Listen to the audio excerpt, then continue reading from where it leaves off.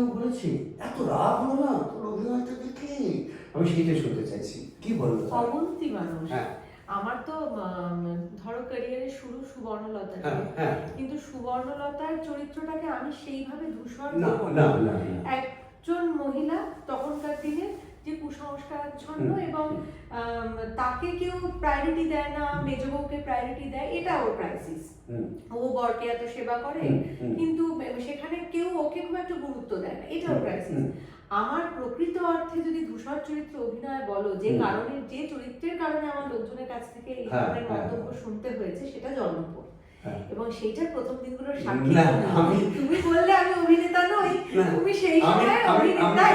আমি বলি জলনপুরে নিশ্চয়ই মনে আছে স্নেহা, হ্যাঁ, জলনপুরে প্রথম যে চরিত্র ওকে নির্বাচন করা হয়েছিল, সে ও অবশ্যই পজিটিভ চরিত্র একটা, কিন্তু যে মেয়েটিকে নেগেটিভ চরিত্রটি দেওয়া হয়েছিল সে বললো আমি নেগেটিভ করবো না।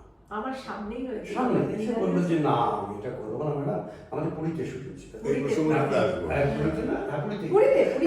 তো তখন বললো, তখন স্নেহাকে নেওয়া হলো এবং সেই না আমি স্পন্টেনিয়াসলি বলেও ছিলাম যে ও যদি উইলিংলি শব্দটা খুব ও যদি উইলিংলি কাজটা না করতে চাই, এই চরিত্রটা নেগেটিভ বললে আমি উইলিংলি কাজটা করতে চাইবো।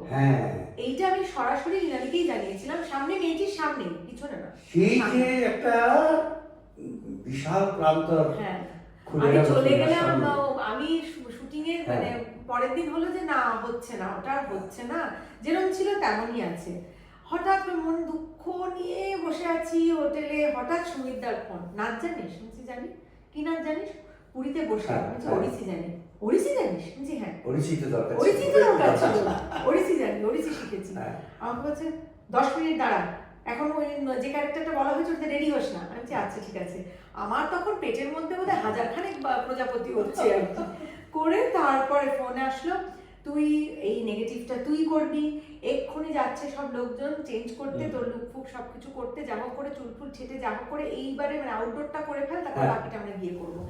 এই শুরু জলনপুরের ভূমিসুতা বসু মল্লিকের যাত্রা শুরু। এবং ভূমিসুতা বসু মল্লিক আমার ক্যারিয়ারকে কিছু না হলেও কয়েকশো ধাপ এগিয়ে দিয়েছে, জনপ্রিয়তার নিরিখে বলো বা ভালো, মানে আমি যদি বা কিছু ভালো কাজ করতে পারি, যদিও লোক জেনে থাকেন, সমস্তটাই একদম মানে কয়েকশো ধাপ এগিয়ে দেওয়া যাকে বলে।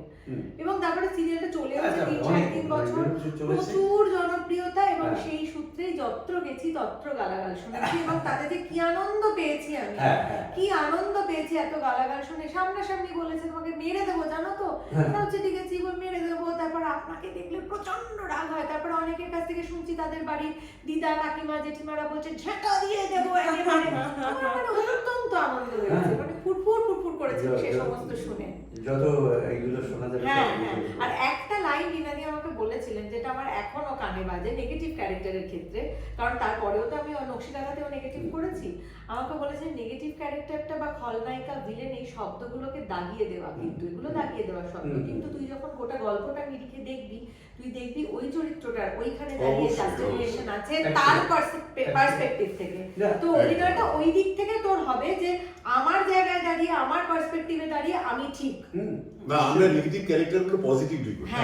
আমাদের অ্যাক্টিং এর দিক থেকে পজিটিভলি অ্যাক্টিং, সেইটা একটা আমার মানে আমার ওটা খুবই গেঁথে গেছিল। আমি যা যা করে নেগেটিভ করেছি ম্যাজিক মোমেন্টসেই তো মানে বেশ বড় দুটো নেগেটিভ ক্যারেক্টার, আমার ওই জাস্টিফিকেশনেই কাজটা করেছি, দুটো কাজই সেইভাবেই করেছি।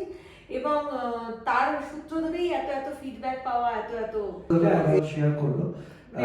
হ্যাঁ একটুখানি ওর আসার কথা আমি এক্ষুনি এটাই বলতে যাচ্ছিলাম যে এটা এখন আমার হয়নি, কারণ আমার তো সবে শুরু, এখন আমার ভীষণই ভালো লাগছে করতে। আর এই এতটা পথ চলার পর আমি বোধহয় এতগুলো বছর কাটানোর পর বলতে পারবো যে যদি অতদিন আমার কাজ করার সৌভাগ্য থাকে তাহলে আমি বলতে পারবো আমরা যদি ততদিন বেঁচে থাকি আমরা এই প্রশ্নই করব। হ্যাঁ তো আমি কিন্তু কুসুমদোলার পর আবার এখানে নকশিকাঁথা করেছিলাম, আদ্যপান্ত নেগেটিভ ক্যারেক্টার, সাংঘাতিক নেগেটিভ। যখন কুসুমদোলা করি, কুসুমদোলার একটা ওইরকম একটা হালকা কমিক রিলিফ থাকার মতো একটা বোকা কিরকম একটা, আমাকে শুধু রিয়াদি বলেছে ওটা ব্রিফ কি চরিত্রটা, বললো বোকা, ও অত্যন্ত বোকা, ও যা করে সব বোকা বোকা, কথা বলেও বোকা বোকা, হাঁটে চলে বোকা বোকা, পুরোটাই বোকা বোকা, সাজগোজ বোকা বোকা, সবটা বোকা বোকা। এইটা ছিল সেইখান থেকে আমি আবার জাম্প করে যখন নকশিকাঁথা করি, নকশিকাঁথা নেগেটিভ ছিল এবং আমি নিজে নকশিকাঁথা চরিত্রটা খুব মানে চেয়েছিলাম করতে। আমি নিহাদির পিছনে পড়েছিলাম, আমাকে একদিন নিতেই হবে, আমাকে এই চরিত্রটা করতে দিতেই হবে। তো সেইভাবে নকশিকাঁথা করেছিলাম এবং নকশিকাঁথাটাও আমার মানে ভীষণ ভীষণ প্রিয় চরিত্র, ভীষণ মানে ওই নেগেটিভ ক্যারেক্টারের মধ্যে অনেক রকমের গ্রাফ, অনেক আপস এন্ড ডাউন। না আমি একটা কথা এখানে আমি একটা জায়গাতে লাকি, সেটা হচ্ছে যে আমি দুটো প্রজেক্ট করছি এখন, একটা চিরসখা, একটা ভোলে বাবা মার্কেট। চিরসখাতে তো বর্ষা খুবই নেগেটিভ, আর ভোলে বাবাতে আমি যে চরিত্রটা করছি সেটা পুরো পজিটিভ। হ্যাঁ, তো এটাতে আমি খুবই লাকি এবং আমি খুবই কৃতজ্ঞ দিদির কাছে যে উনি আমাকে দুটো বিপরীত চরিত্রে একই সাথে সুযোগ দিয়েছেন। এটা আমার করতে খুব ভালো লাগছে, কারণ অনেক সময় হয় যে একই দিনে দুটো শুটিং করছি।